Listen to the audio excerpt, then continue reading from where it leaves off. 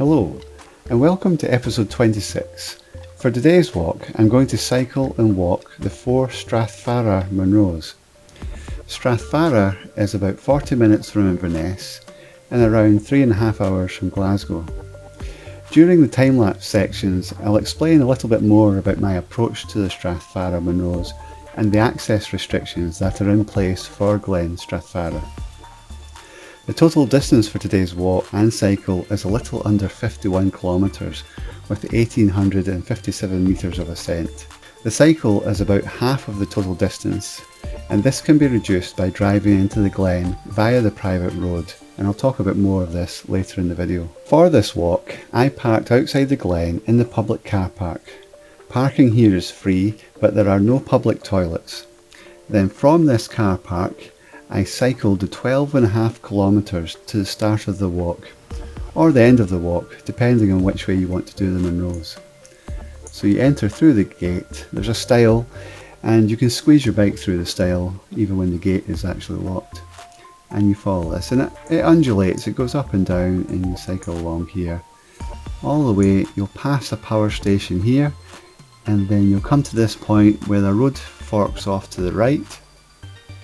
And it's at this point I left my bicycle. This is a circuit and it goes round in either a clockwise or an anti-clockwise direction. For me the wind was heading in from the west to the east, so it was blowing across this way. And as you know, I prefer to have the wind behind me when I'm on the ridge. And it's also, there will be less wind at the bottom of the glen as opposed to when you're on the top of the ridge. So I left my bike here and then proceeded to walk along the tarmac, and it's another 7-kilometre walk until you get to this point. You cross a bridge and there's a stream, although it was dry on the day I was there, but you cross that and then you go up this gravel track here. From here you follow a well-defined gravel path. It gets narrower as you climb up. It's not too steep, you just keep making your way up here. Occasionally you'll see a path go off to the side, but you just avoid them. Just keep following on that straight path until you come up to this loch. And at this point you'll get your first sighting of the first Munro of the day. And you'll go up here. The path gets a little bit harder to follow at this point. And you can see there's another path here. But you'll go up the side of this stream. And when you get up to about this point, you'll see there's a stream. That's the last source of water before you go up onto the ridge.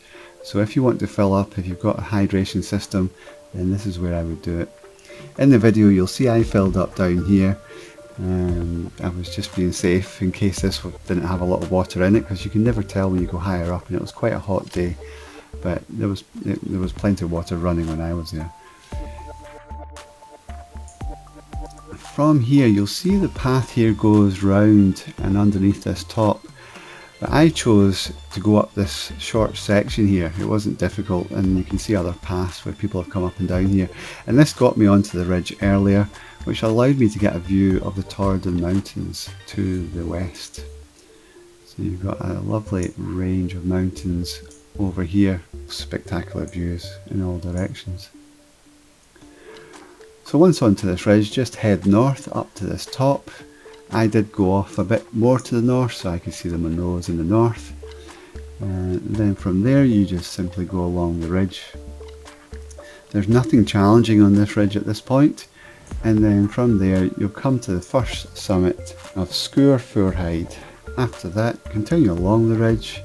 It drops off a little bit, it goes along, quite broad. There's not a lot to be concerned about, it's just a simple walk at this point.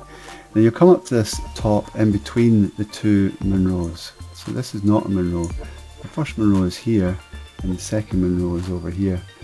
This top does have a steep drop off, you can see here by the indication of this sort of cliffs here. So just be careful, you can cut round the corner. You don't need to go to the top here, but when you get to this top you'll turn right and you'll curve round the ridge. And it gets a little bit rockier here. It's nothing too difficult, it gets steeper, but you just make your way down, it's not difficult. At the very bottom there's a slight section you've got to scramble down. It's not high, it's not exposed, but you do need to use your hands and just take care and just climb down a small section. That takes you down to the Ghlais. From the Ghlais you climb up the path on the opposite side Again, none of this is difficult, you just walk up here. And as you get further up, around about here, and getting towards the top, it gets quite rocky in this section. There's a number of boulders. You can actually avoid them by going to your right as you ascend and curving round, and you can miss most of the big boulders, and it just makes it easier to walk. The summit of the second Munro, Sgùrr Fhuar-thuill Ghlais, has actually got two large cairns on it and a trig point. So you'll see in the video I went to both cairns because you can't tell which one's the higher, and I also went to the trig point. From the trig point you head in a north-east direction and you go down this ridge. Again, it's a bit rocky, a bit bouldery, but nothing difficult. And you make your way all the way down to the Ghlais and then go up the other side. Keep to the left of the top, you don't go over the top here, you just keep to the left and you go along, and it's an easy walk all the way up to the third Munro of the day is Càrn nan Gobhar. Once you get to that top, you backtrack a little bit to get to this point here, and then you head in a mostly east direction, and there's quite a clear path at this point, and eventually you'll see a cairn, and then once you get to that cairn you will turn right and you want to go down here. The path here was not very clear, but you want to head down. You can see the Ghlais, as long as it's clear you can see the Ghlais in the distance. You want to head down to there. If it was cloudy it would be a bit trickier to navigate this section. You want to make your way down here, and as you're descending keep to the right. It gets a bit steeper on this side. If you keep to the right here and come round, and then you go up the other side, you'll see you cross to the left before going sort of in an easterly, very slightly southeasterly direction. And this is an easy walk to the fourth and final summit of the day, and that is Sgùrr Fhuar-thuill. Having made it to this summit, you're going to follow a clear path that goes southwest, and it descends off a bit and goes down, and then eventually around about here it gets very, very boggy. Up to this point the conditions underfoot have been excellent, but from here on down it's a swampy peat bog, and it's very unpleasant, to be honest. It's clear, you'll know where you're going, clear signs of where everybody else has gone, but it's just soft and mushy. You'll make your way down that, all the way down, keep following the trail.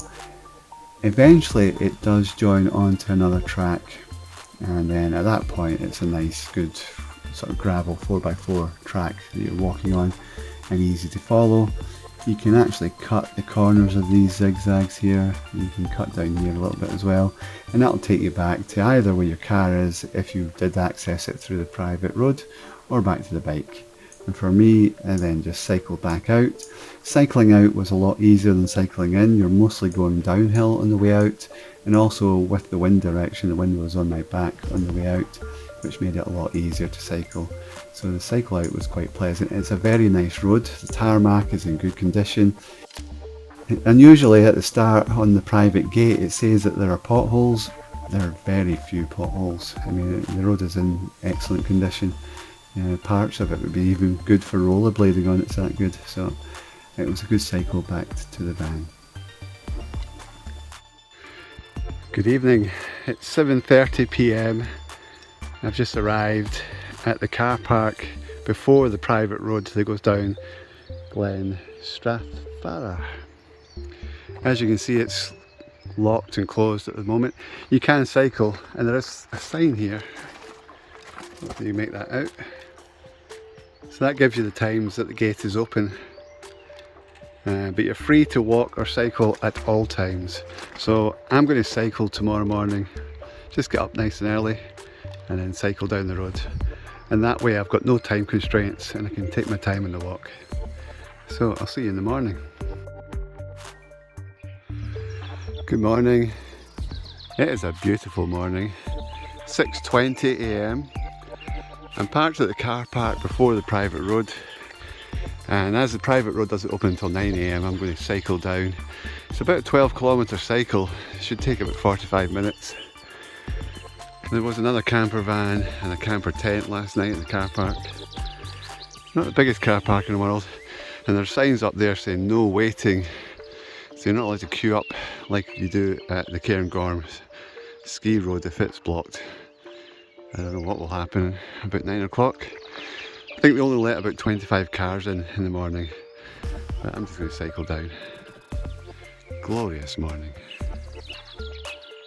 In the introduction to this video, I said that I would explain why I chose this approach to do the Strathfarrar Munros. Strathfarrar Munros are a new set of Munros for me, and ones that I've been putting off for a while due to the restrictions that you have accessing Glen Strathfarrar. Access to the Strathfarrar Munros is via a private road, and public vehicular access is limited. As I mentioned, there is a public car park before the lock gate as you enter Glen Strathfarrar, and you are free to park overnight, and I stayed 2 nights in this car park. You are also free to access the Glen on foot or on bicycle at any time. There is a stile, and as I said, you can squeeze your bike through it. You can also camp in the Glen if you abide by the Scottish Outdoor Access Code. For vehicles, you are restricted to particular times of day to enter and access the Glen. There is no overnight parking in the Glen permitted, and a maximum of 25 cars are permitted each day. And this is the days that the Glen is open. I'm not sure if vans are permitted. I did not see any vans in the Glen. There were vans in the public car park. I've not been able to confirm this, searching on the internet, so I don't know if you can take a van. I would also not have the anxiety of turning up and finding there's a long queue of cars and I don't actually get into the Glen in the first place. So using a bike removes both of those issues. This is where I'm going to leave the bike because it's a big circular route, and you see a white board over there. So this is where the actual path goes up. Depends which way you want to go. You can do it clockwise or anti-clockwise. The wind is blowing from the west to the east, so I'm going to walk along, continue going along the Glen. I'm going to continue to walk along the Glen and then turn up to the right where you would come off the mountain. Most people will do this route starting here, going up that path, and it zigzags. And you can actually see there was a black car in the car park, and I think they came in last night and camped. You can see them going up there. So I'm going to come down this way. That way on the ridge the wind will be behind me, and it just means that once you get off you've got less of a walk. It's meant to be a really good stalker's path up the far end, so it should be an easier ascent, I think, going up that way, but we'll see how it goes.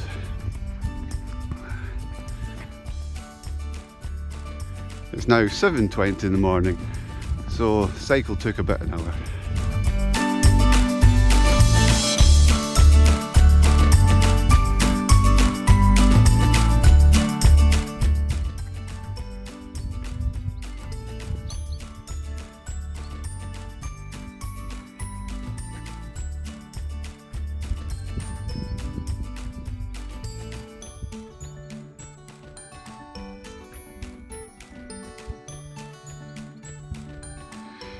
I think the scenery speaks for itself.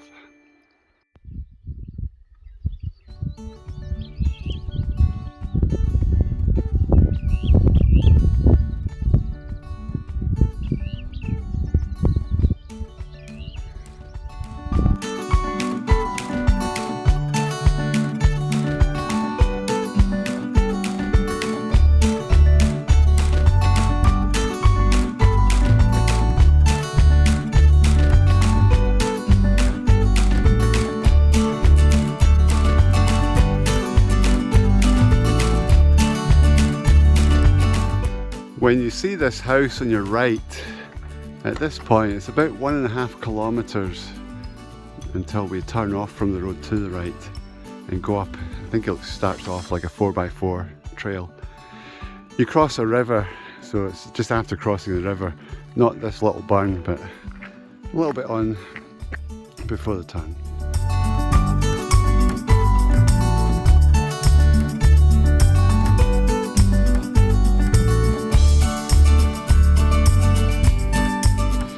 Just crossing the bridge I mentioned. There's no water actually running in that stream there just now. And up ahead on the right is the turn we take. From back there, that road that we're going onto looks quite good, so we'll follow that up into the mountains.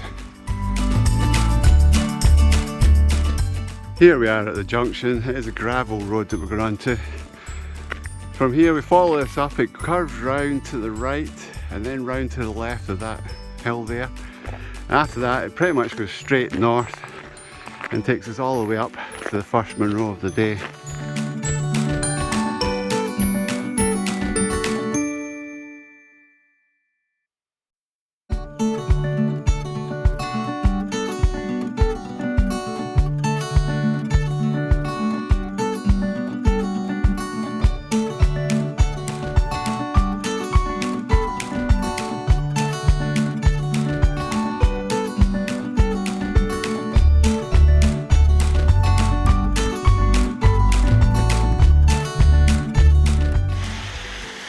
We can see the first top for today,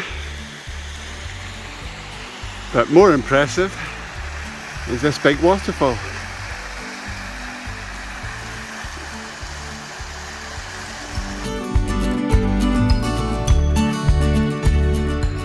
I'm just going to stop here and get some water, have a drink and rehydrate before I continue on.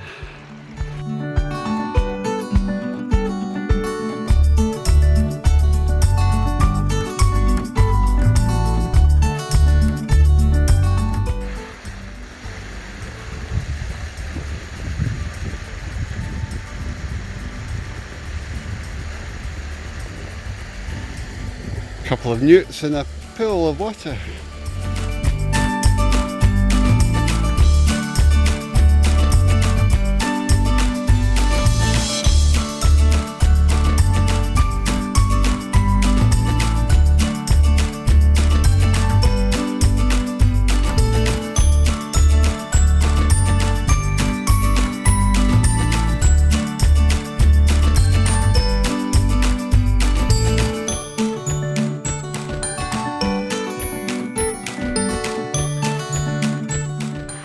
We cross the river at this point, and it might actually be the easiest place to refill your water.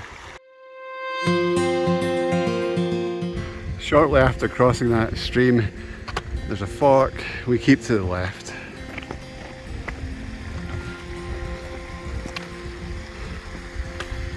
Big bumblebee.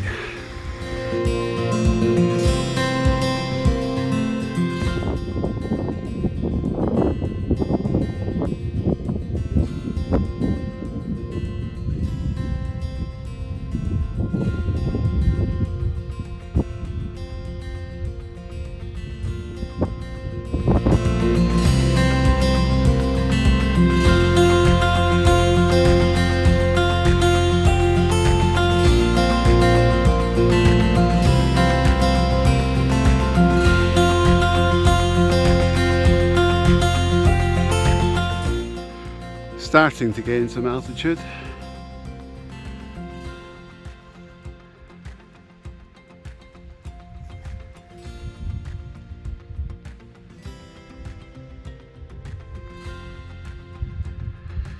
Just a nice gentle breeze. I think it's going to be a bit gustier on the top.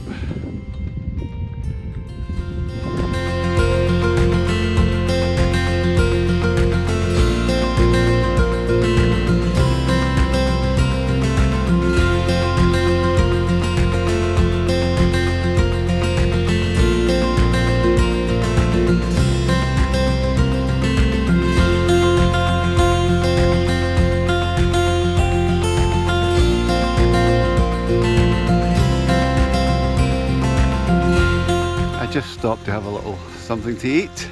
The first top is up there, and there's actually somebody ahead of me on the trail.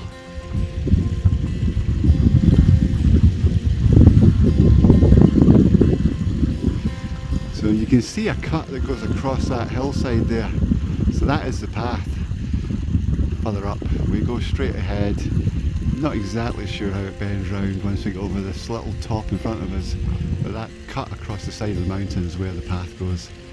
And as you can see, there's somebody on it at the top. And then once we're up there, There's a lot of up and down along the ridge, but it shouldn't be too much. And I've climbed most of the altitude.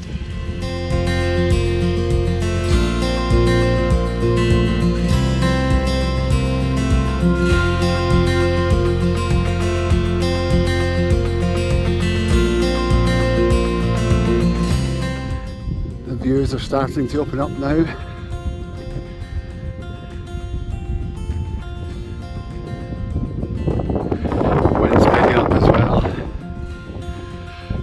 You can probably see straight ahead the path goes onto the side of that hillside, and then it cuts across the side of it, goes up a little bit there, then keeps cutting across and making its way up progressively. And then you just go along the top there, and the first summit is over there.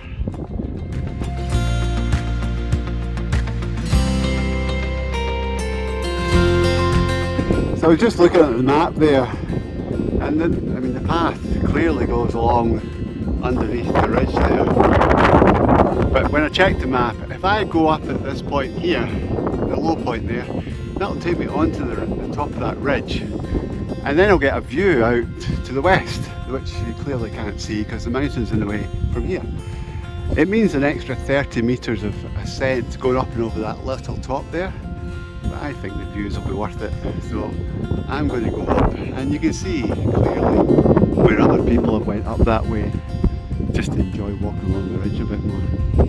So that makes sense for me.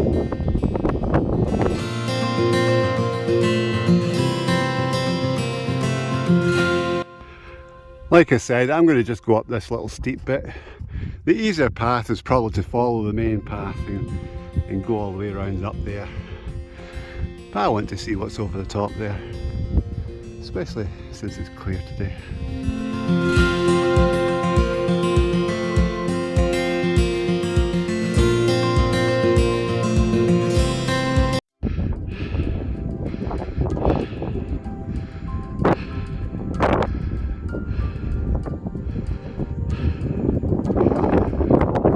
Yeah, that was steep. I think it's worth it.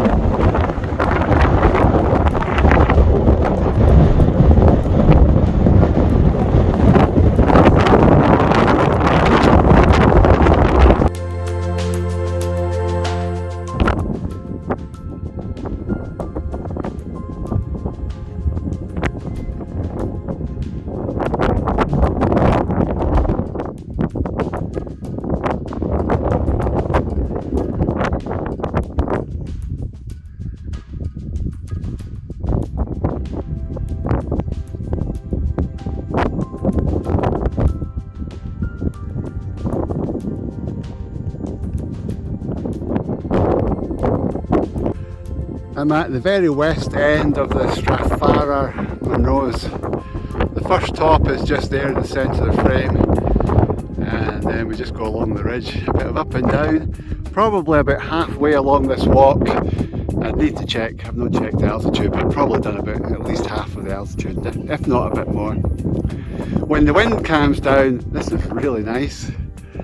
When it picks up a bit, it's still not bad. The wind is coming from the southwest towards the northeast, and so it's coming over my right shoulder but from behind. Hence the reason to do the walk in a clockwise direction. I'd rather have the wind behind me if possible. And it's always less windy down in the valley when you're walking towards it.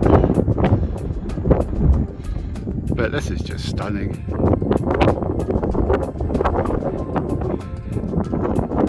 Fionn Vein that I did a couple of weeks ago, that's 20 kilometres in that direction.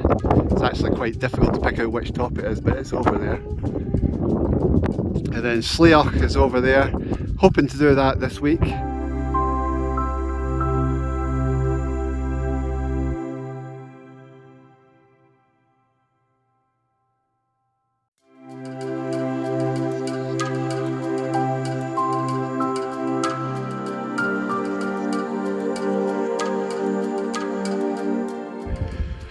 Just approaching the first summit of the day. The wind's really picked up at this point, although it's not too bad right at this moment.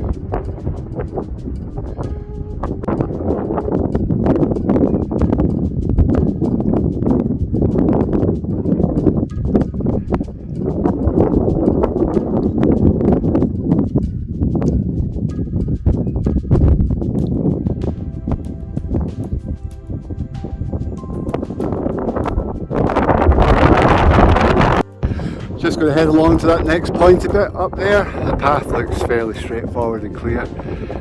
There is a big drop on the north side of this top, so again, if it's in winter, just be careful of any cornices, keep away from the edge. Should be straightforward today.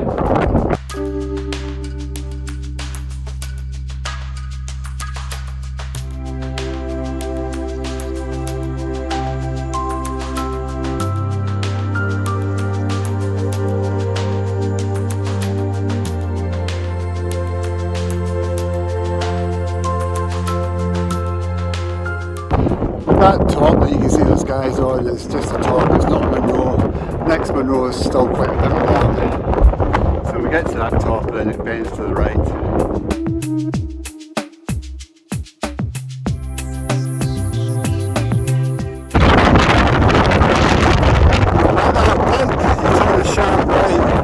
Too far. It's got a steep drop afterwards.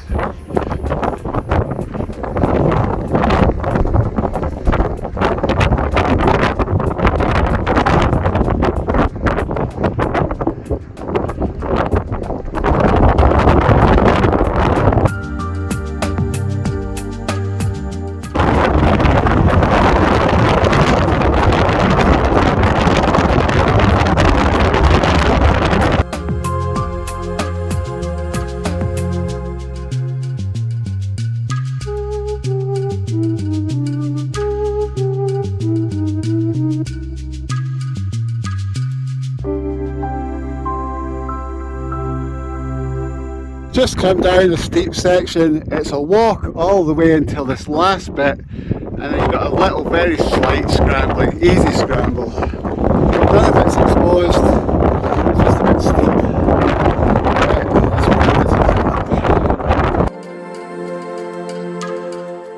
what I'm just hiding behind this bit of rock to get out of the wind. So there's that steep section. You can see somebody coming down it. That top's over there, the one in between the two Munros.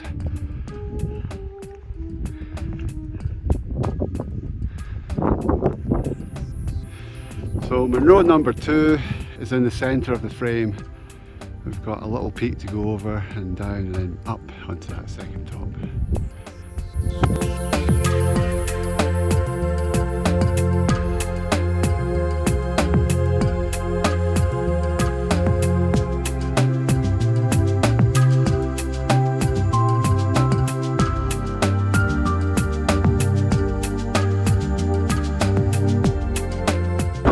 Just approaching the second Munro, which is the highest of the 4 Munros, the Strathfarrar Munros.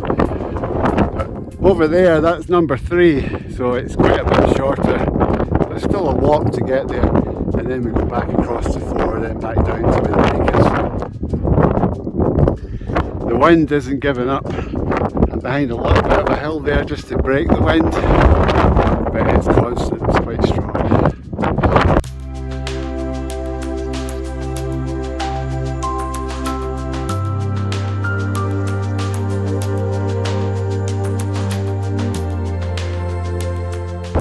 As you'll see, the path curves round to the right as you approach this very rocky section, so you don't go through the rocks. So coming up there, just keep to the right where this person's coming down, and then curve back round to the left.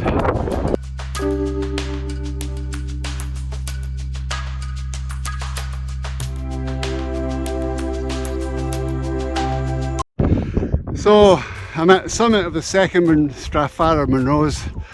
This is the highest of the 4. There are 2 cairns and a trig point, so I guess you can make your mind up which one you want to think is the top.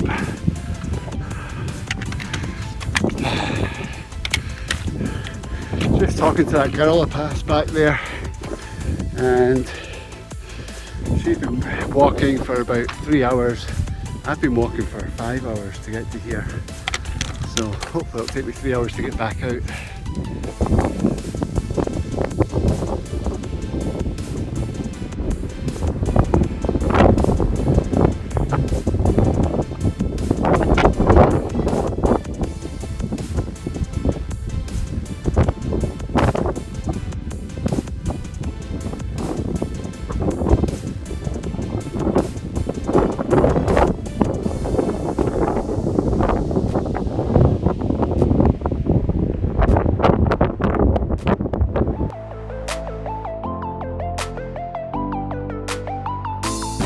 Approaching the second cairn on this top.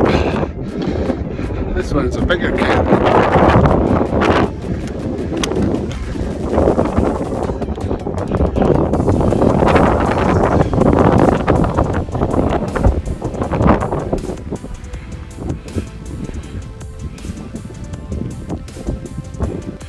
I've got tucked in right behind that second cairn, and it gives you a little bit of a breather from the wind. We've got a fair bit to go down there, then up the other side. Munro number 3, straight ahead with a stony outcrop on the top.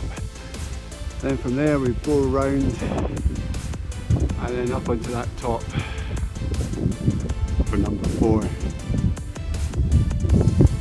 And I think the path from there just goes down into the valley there, and back down to where you see that green bit, and that's where the bike's parked.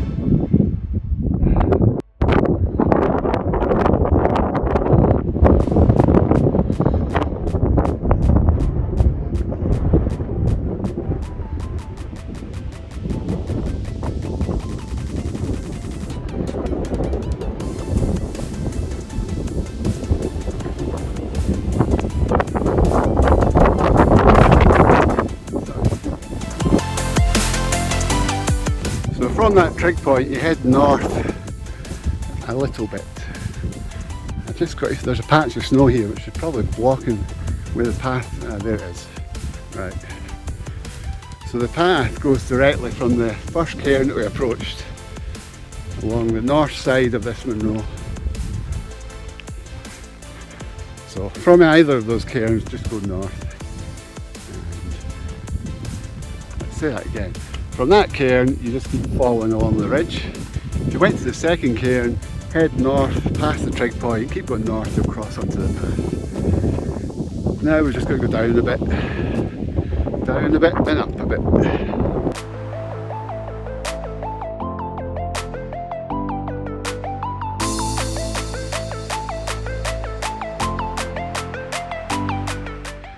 Coming down off that summit, I've managed to find a spot out of the wind, so I'm going to have a wee rest, have a drink and a bite to eat, and just have a, generally have a wee break. Been walking for over 5 hours, so very nice here. Talking to somebody at the top there, and apparently you can drive right to the end where I turned off to come up onto the hill. So you can leave your bike at, once the road opens, drive down, leave your bike at this end of the walk on the road where I left my bike, then drive all the way to the other end, park up there, do the walk, and then cycle to the end and pick up the car and drive out. Sounds like a good way to do it. Or you could drive all the way to the end, leave your bike there and drive back to the start, park up, walk to the end, cycle back to the start, either or.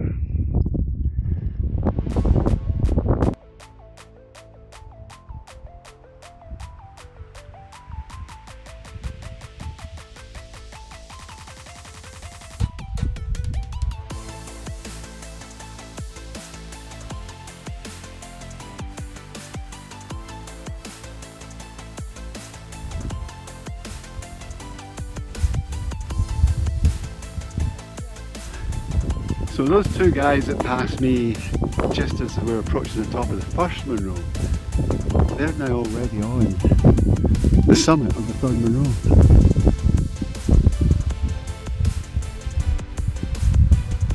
So I've got some way to go to get fit.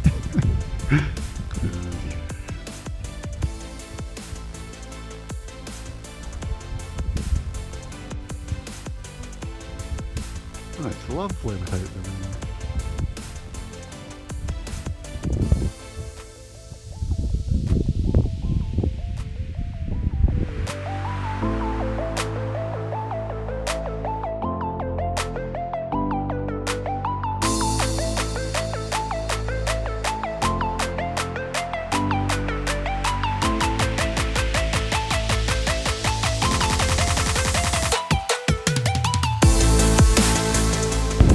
Just come down that steep section. There's a little bit of rocky bits, but it's not difficult, there's no scrambling, it's a fairly easy walk. And it was nice on it, but now that I'm down the wind's picked up again.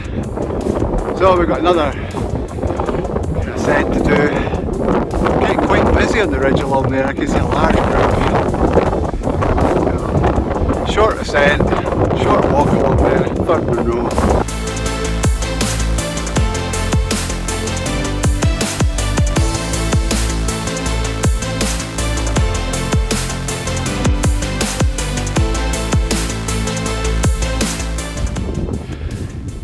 I think this walk is probably best done from east to west, the opposite direction I'm going in, from a view perspective. Because once you get up onto the top of that Munro, then you've got a glorious view ahead of you to the second Munro. But you can hear the wind, and I'm glad it's behind me, because it's a bit murder. So we're going to walk along the side here where all these people are coming and head for that top up there for number 3.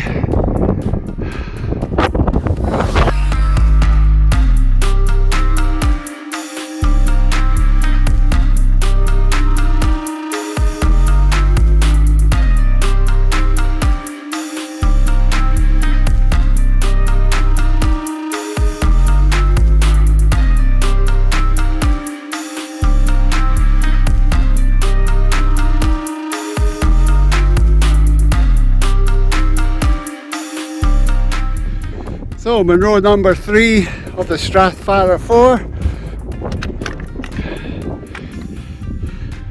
That's actually a really easy crossing from there. Didn't take long at all.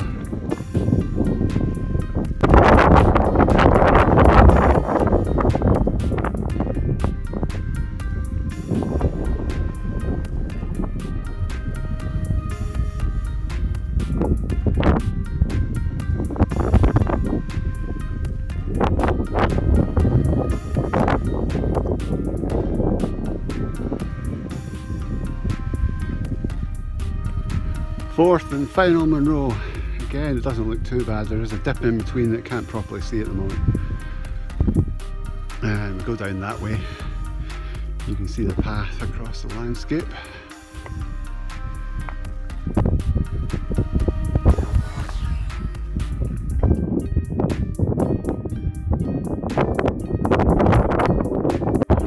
So heading to number 4, just to double check the map, we do head back a little bit before we turn down to the left. So I'm just going to head back a little bit and then look for the path down to the left.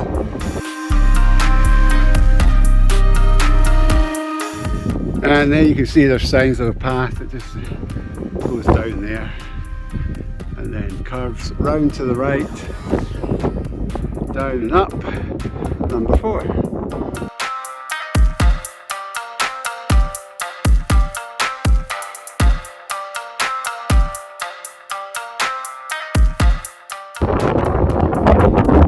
You can see in the centre of the frame the scar of the path across the side of the hillside there.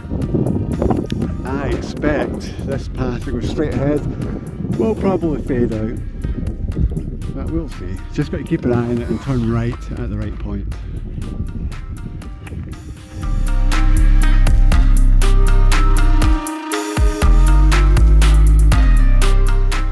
You'll see from the time lapse just a moment ago I did cut across to the right to have a look. It's a bit swampier, well, not wet, but really spongy ground. And I saw there's a cairn here. So I think if you head to this cairn and then turn right, it probably keeps you on the right path.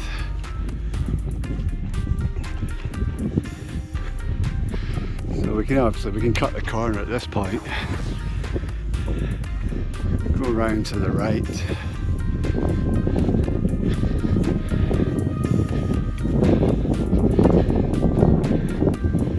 And we're heading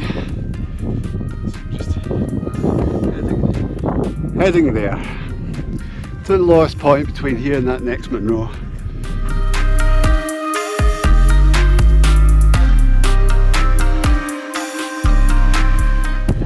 Looks like I want to keep to the right of this little craggy bit that's poking up there.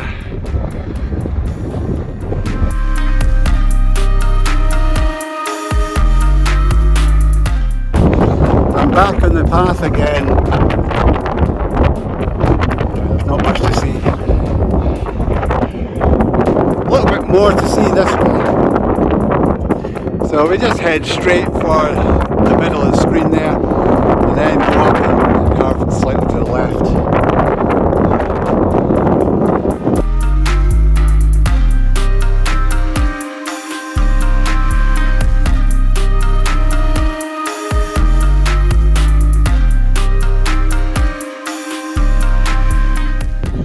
The path goes down slightly to the right, then it curls, then it curves round to the left up the opposite side and straight up to the top.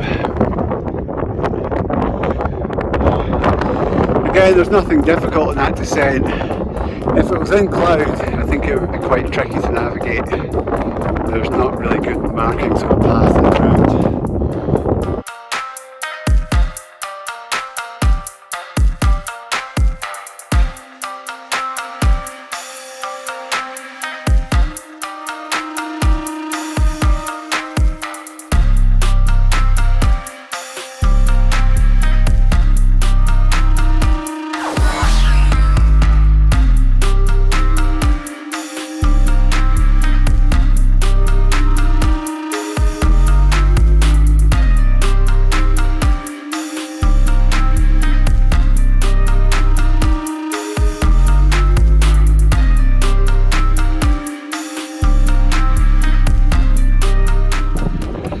I'm approaching the fourth and final Munro for today and of the Strathfarrar Ridge.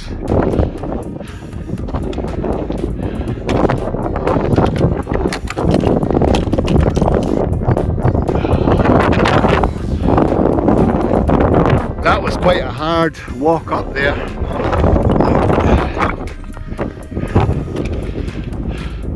Certainly a lot harder going between the third and fourth Munro than it was the second and third. Hopefully the descent is quite straightforward. You can see the path ahead. Follow that down. It eventually joins another sort of stalker trail, 4x4 track, and takes us all the way down to the left.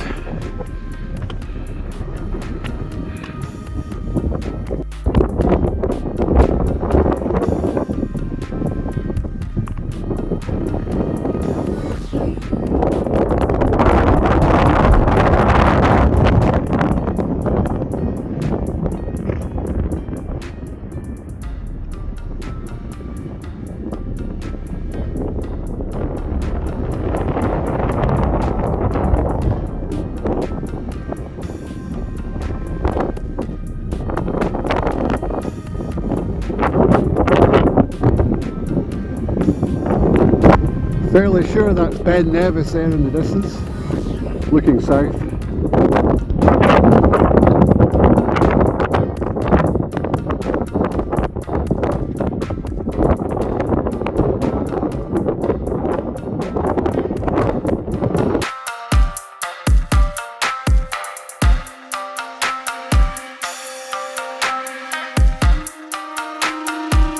As we come over that top there, the path bends slightly to the left.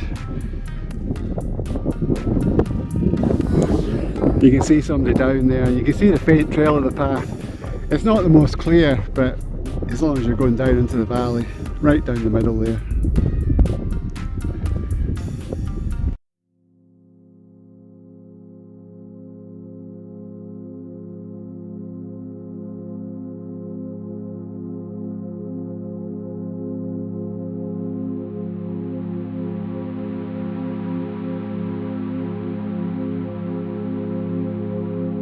Just looking back up, I was coming down a little bit more to the right as you look uphill, and I've cut across on my way down to the right, so the left of what you can see here. And it is a 4x4-ish trail. This is at the very top of it, so we're joining the trail that's marked on the map. So it should be straightforward just to follow this all the way down to the water that you can see down there.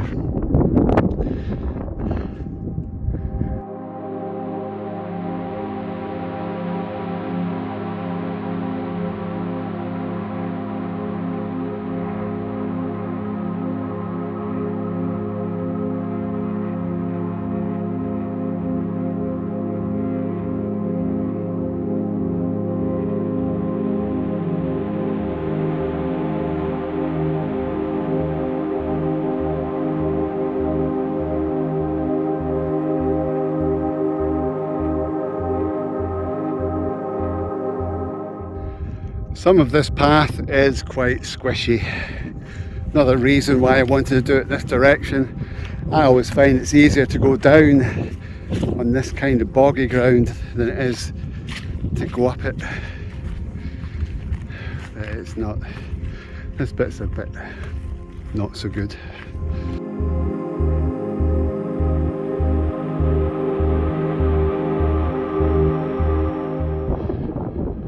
From here, it's 3 kilometres back to where the bike is parked and 300 metres of descent. Probably take about 40 minutes.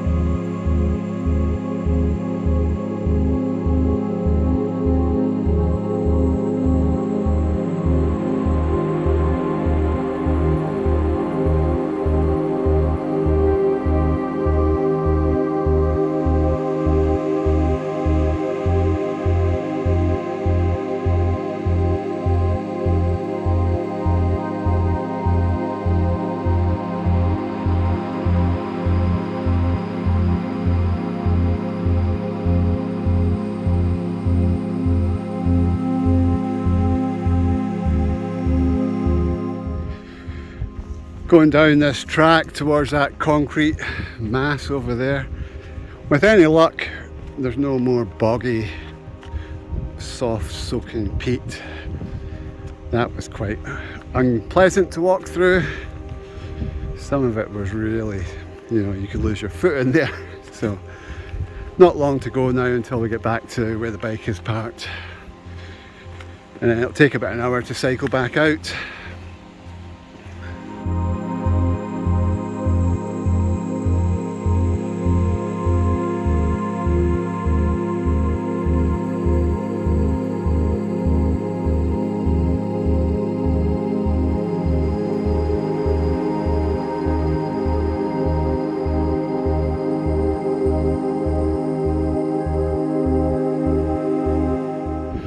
Just returning back to the bike.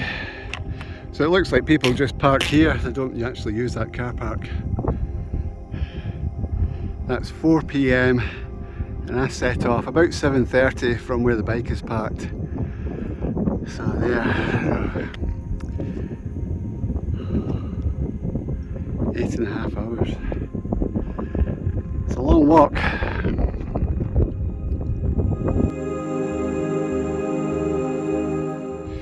Bike looks intact. Would have been a really difficult walk if you had to push your bike out from here. So about 12.5 kilometres along the road. It's a nice smooth road, but there are some ups and downs. So I'll just get packed and ready to go. So I'm just going to cycle back now. I probably won't film very much more. Maybe once I get back to the car park. The good news is the wind is behind me going back to the car park, so that's going to make it a little bit easier.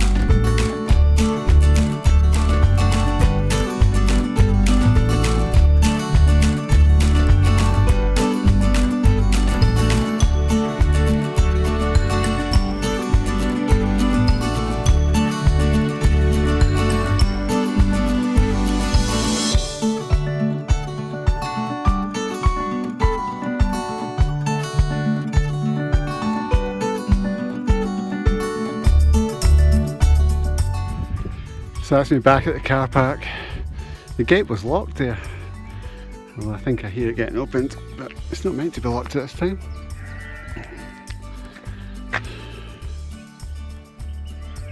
So that's 16:37. I left at 6:20 in the morning.